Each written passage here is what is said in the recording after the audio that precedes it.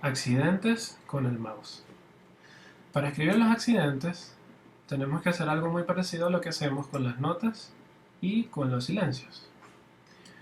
Hay varias formas de hacerlo. La primera es seleccionar la nota que queremos alterar. Por ejemplo, si yo quisiera alterar el primer do y quisiera hacerlo sostenido, lo seleccionamos, vamos al teclado flotante y seleccionamos la alteración deseada, en este caso un sostenido. De esta manera vemos como la nota se vuelve sostenida.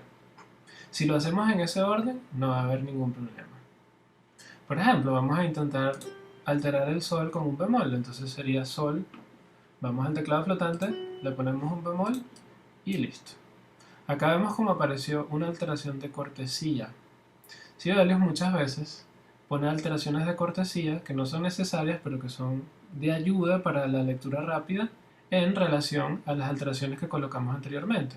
En este caso nos está indicando que el do sostenido en el segundo compás ya no es sostenido. Si no lo queremos, seleccionamos la nota y le quitamos la alteración en el teclado flotante. La otra manera que tenemos de escribir con el mouse notas alteradas es seleccionar de una vez. En este caso podemos seleccionar una blanca sostenida.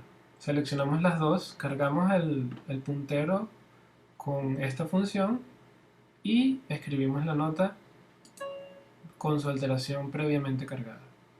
Luego, como siempre, tengo que dejar de seleccionar para poder funcionar libremente y no hacer notas donde no queremos. Ahora vamos a pasar al siguiente capítulo de cómo navegar.